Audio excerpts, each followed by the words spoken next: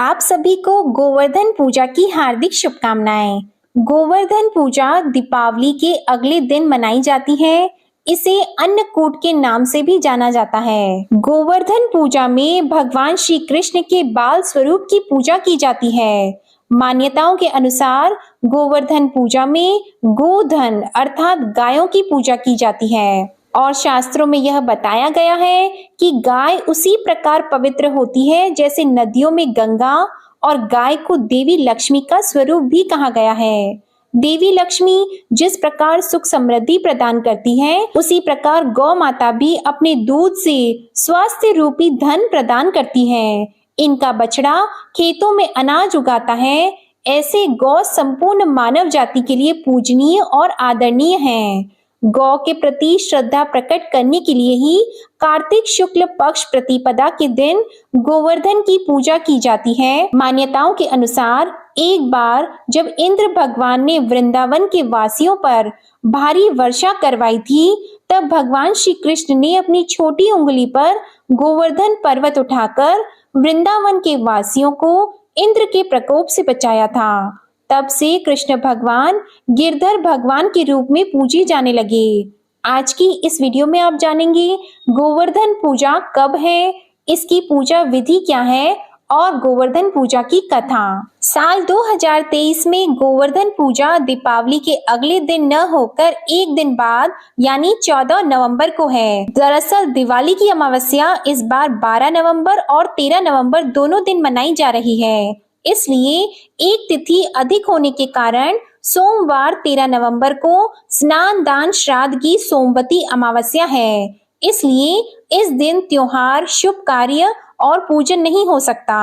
दिवाली के अगले दिन गोवर्धन पूजा का ही विधान होता है। तिथि खाली होने के कारण गोवर्धन पूजा अब 14 नवंबर को मनाई जाएगी। पंचांग के अनुसार शुभ गोवर्धन पूजा का मुहूर्त होगा 14 नवंबर को सुबह 6:43 से सुबह 8:52 तक। कार्तिक शुक्ल प्रतिपदा तिथि प्रारंभ होगी 13 नवंबर को दोपहर 2:56 से और इसकी समाप्ति होगी 14 नवंबर को दोपहर 2:36 पर। इसलिए उदया तिथि में 14 नवंबर को गोवर्धन पूजा मनाई जाएगी। अब आप जानिए गोवर्धन पूजा की सामग्री और गोवर्धन पूजा की विधि। गोवर्धन पूजा की सामग्री में आपको चाहिए होंगे पुष्प, फल, नारियल, पताशे, लावा, हल्दी, धूप, चंदन, कपूर, सरसों का तेल, गंगा जल, मिठाई, पीला कपड़ा और रोली। गोवर्धन पूजा के लिए आपको प्रातः काल शरीर पर तेल मलकर स्नान करने की प्राचीन परंपरा करनी होती है। गोवर्धन पूजा के लिए आप सुबह जल्दी उठकर स्नान आदि से निवृत्त होकर स्वच्छ वस्त्र धारण कर लें। इसके बाद आप पूजन सामग्री के साथ पूजा स्थल पर बैठ जाइए और अपने कुल देव का या कुल देवी का ध्यान करिए। पूजा के लिए गाय के गोबर से गोवर्धन पर्वत पूरी श्रद्धा भाव से बनाइए। इसे लेटे हुए पुरुष की आकृति में बनाया जाता है और प्रतीक रूप से गोवर्धन रूप में आप बनाकर फूल, पत्ती, टहनियों एवं गाय की आकृतियों से इसे सजाना होता है। इसके बाद इसके ऊपर थोड़ा सा गंगा जल छिड़ककर इसे पवित्र कर लें। इसके बाद सभी पूजा सामग्री को शुद्ध जल के छिड़काव से शुद्ध कर लें और 3 बार आचमन कर लें। ओम केशवाय नमः, ओम गोविंदाय नमः, ओम वासुदेवाय नमः। आचमन करने के बाद आप अपने हाथ कपड़े से साफ कर लें और जहां पर आपने गोवर्धन की आकृति बनाई है उस स्थान पर आपको मध्य में भगवान श्री कृष्ण की मूर्ति रखनी होती है। नाभि के स्थान पर एक कटोरी जितना गड्ढा बना लिया जाता है और वहां एक कटोरी व मिट्टी का दीपक रखा जाता है। फिर इसमें दूध, दही, गंगाजल, मधु अर्थात शहद और बताशे इत्यादि डालकर पूजा की जाती है और फिर इसे प्रसाद के रूप में बांटा जाता है। गोवर्धन पूजा करने के दौरान आपको मंत्र का भी जाप करना चाहिए। कुछ स्थानों पर गोवर्धन पूजा के साथ ही गायों को स्नान कराने की, उन्हें सिंदूर इत्यादि पुष्पमालाओं से सजाए जाने की परंपरा भी होती है।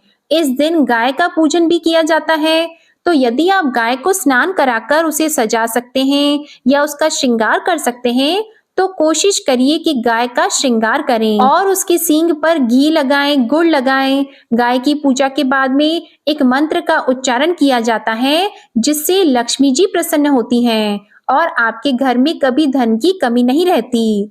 फल, मिठाई इत्यादि आप पूजा के दौरान गोवर्धन में अर्पित करिए और आप गन्ना भी चढ़ा सकते हैं और एक कटोरी दही नाभि स्थान में डालकर आप झरनी में से इसे छिड़क सकते हैं। गोवर्धन जो बनाया जाता है गोबर का, उसमें दही डालकर उसको झरनी से छान लें और फिर गोवर्धन के गीत गाते हुए गोवर्धन की 7 बार परिक्रमा करें।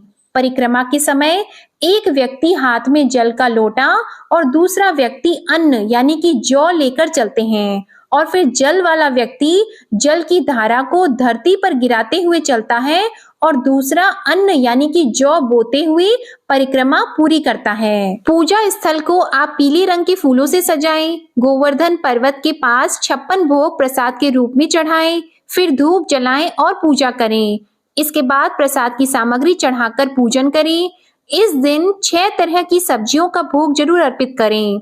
बनाए गए गोवर्धन पर्वत के ऊपर दीपक रखें, फिर गोवर्धन भगवान की परिक्रमा करें और गोवर्धन की कथा का पाठ भी जरूर करें। शाम के समय इस आकृति को समेटकर एक जगह इकट्ठा करें और उसके ऊपर दिया प्रज्वलित करके घर के मुख्य द्वार पर रख दें। गोवर्धन पूजा को अन्नकूट के नाम से भी जाना जाता है, तो इस दिन घरों और मंदिरों में अन्नकूट के रूप में कढ़ी, चावल, बाजरा और हरी सब्जियां मिलाकर बनाया गया भोजन खाने की और प्रसाद के रूप में बांटने की परंपरा होती है। कहते हैं आज जो व्यक्ति गोवर्धन के प्रसाद के रूप में ये सब चीजें खाता है और दूसरों को भी खिलाता है या दान करता है, उसके घर में अन्न के भंडार हमेशा भरे रहते हैं। शास्त्रों के अनुसार आज किया गया दान अक्षय हो जाता है और भगवान विष्णु का आशीर्वाद उसे प्राप्त होता है। इस प्रकार अगर आप पूरे विधि विधान से सच्चे मन से गोवर्धन भगवान की पूजा करते हैं तो भगवान श्री कृष्ण की कृपा आप पर हमेशा बनी रहती है। आइए अब सुनते हैं गोवर्धन पूजा की कथा। पौराणिक कथा के अनुसार एक बार देवराज इंद्र को अभिमान हो गया था। इंद्र का अभिमान चूर करने हेतु भगवान श्री कृष्ण जो स्वयं लीलाधारी श्री हरि विष्णु के अवतार हैं, उन्होंने एक लीला रची। प्रभु की इस लीला में यों हुआ कि एक दिन उन्होंने देखा कि सभी ब्रजवासी उत्तम पकवान बना रहे हैं और किसी पूजा की तैयारी में जुटे हैं। श्री कृष्ण ने बड़े भोलेपन से मैया यशोदा से प्रश्न किया, मैया ये आप लोग किनकी पूजा की तैयारी कर रही हैं? कृष्ण की बातें सुनकर मैया यशोदा बोली, लल्ला हम देवराज इंद्र की पूजा के लिए अन्नकूट की तैयारी कर रहे हैं। मैया के ऐसा कहने पर श्री कृष्ण बोले, मैया हम इंद्र की पूजा क्यों करते हैं? मैया ने कहा, वह वर्षा करते हैं जिससे अन्न की उपज होती है, उनसे हमारी गायों को चारा मिलता है। तब भगवान श्री कृष्ण बोले, हमें तो गोवर्धन पर्वत की पूजा करनी चाहिए क्योंकि हमारी गायें वहीं चरती हैं। इस दृष्टि से गोवर्धन पर्वत ही पूजनीय है और इंद्र तो कभी दर्शन भी नहीं देते, वह पूजा न करने पर क्रोधित भी होते हैं। अतः ऐसे अहंकारी की पूजा नहीं करनी चाहिए। लीलाधारी की लीला और माया से सभी ने इंद्र के स्थान पर गोवर्धन पर्वत की पूजा करनी आरंभ कर दी। देवराज इंद्र ने इसे अपना अपमान समझा और मूसलाधार वर्षा आरंभ कर दी। प्रलय के समान वर्षा देखकर सभी ब्रजवासी भगवान कृष्ण को कोसने लगे कि सब इनका कहाँ मानने से हुआ है। तब मुरलीधर ने मुरली कमर में डाली और अपनी कनिष्ठा अंगुली पर पूरा गोवर्धन पर्वत उठा लिया और सभी ब्रजवासियों को उसमें अपने गाय और बछड़े समेत शरण देने के लिए बुलाया। इंद्र भगवान श्री कृष्ण की यह लीला देखकर और क्रोधित हुए। फलतः वर्षा और तेज हो गई। इंद्र का मान मर्दन करने के लिए तब श्री कृष्ण ने सुदर्शन चक्र से कहा कि आप पर्वत के ऊपर रहकर वर्षा की गति को नियंत्रित करें और शेषनाग से कहा आप मेड़ बनाकर पानी को पर्वत की ओर आने से रोकें। इंद्र निरंतर 7 दिन तक मूसलाधार वर्षा करते रहे। तब उन्हें लगा कि उनका सामना करने वाला कोई आम मनुष्य नहीं हो सकता। अतः वे ब्रह्मा जी के पास पहुंचे और उन्हें सब वृतांत कह सुनाया। ब्रह्मा जी ने इंद्र से कहा कि आप जिस कृष्ण की बात कर रहे हैं वह भगवान विष्णु के साक्षात अंश हैं और पूर्ण पुरुषोत्तम नारायण हैं। ब्रह्मा जी के मुख से यह सुनकर इंद्र अत्यंत लज्जित हुए और श्री कृष्ण से कहा कि प्रभु, मैं आपको पहचान न सका, इसलिए अहंकार वश भूल कर बैठा। आप दयालु हैं और कृपालु भी हैं, इसलिए मेरी भूल को क्षमा करें। इसके पश्चात देवराज इंद्र ने मुरलीधर भगवान की पूजा कर उन्हें भोग लगाया। इस पौराणिक घटना के बाद से ही गोवर्धन पूजा की जाने लगी। ब्रिजवासी इस दिन गोवर्धन पर्वत की पूजा करते हैं। गाय बैल को इस दिन स्नान कराकर उन्हें रंग लगाया जाता है व उनके गले में नई रस्सी डाली जाती है। गाय और बैलों को गुड़ और चावल मिलाकर खिलाया जाता है। बोलिए भगवान गिरधर गोपाल की जय। बोलिए भगवान श्री कृष्ण की जय। आपको आज की वीडियो पसंद आई हो, ये जानकारी और कथा पसंद आई हो तो वीडियो को लाइक जरूर कीजिएगा, कमेंट में भगवान श्री कृष्ण की जय लिखिएगा और हमारे चैनल पर कार्तिक मास महात्म्य की कथाओं को भी जरूर सुनिएगा। धन्यवाद।